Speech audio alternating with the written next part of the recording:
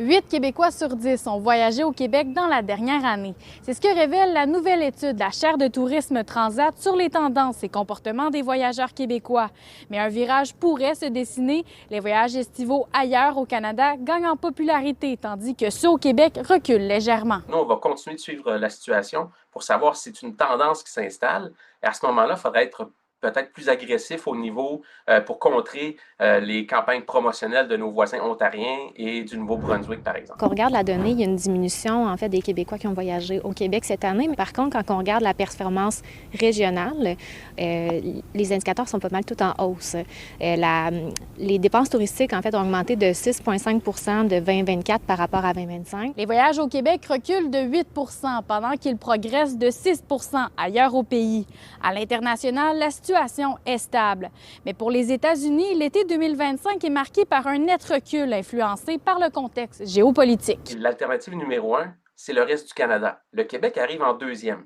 Alors, il y a beaucoup d'Ontario, de Nouveau-Brunswick, un peu d'Ouest aussi. Alors, si je suis le Québec, bien, je dois m'interroger sur comment garder cette clientèle captive.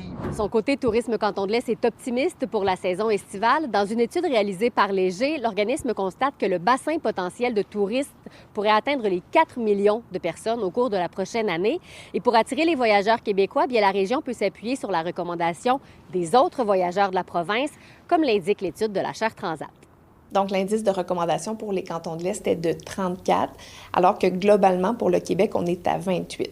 Donc, c'est une bonne nouvelle pour notre région parce que si on se compare aux autres régions périurbaines, c'est-à-dire proches des grands centres, on est plutôt à un indice de 27.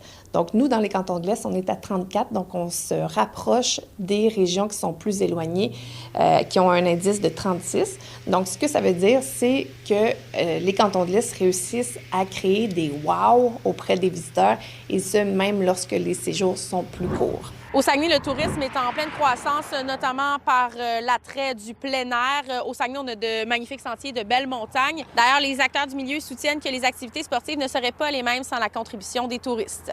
Les gens de l'extérieur venaient principalement dans les grosses périodes comme la relâche, le temps des fêtes. Mais là, on a remarqué cet hiver, parce qu'il y a beaucoup de neige, on a des belles conditions. Même la semaine, hein, il y a des gens de d'autres régions, de d'autres provenances. Donc, c'est une clientèle importante, là, significative et supplémentaire pour nous. Nous, on amène beaucoup d'Américains, beaucoup de monde aussi alentour du Canada qui viennent. Pour l'hiver, je pense que c'est la motoneige qui fait virer l'économie. Le tourisme est là beaucoup. Puis si tu regardes, comme le Delta, n'importe quel hôtel, il y en a qui viennent passer l'hiver. Ils arrivent à fin décembre, puis ils repartent au mois de mars. À Saguenay, Frédérica Fortin-Foster pour Nouveau Info.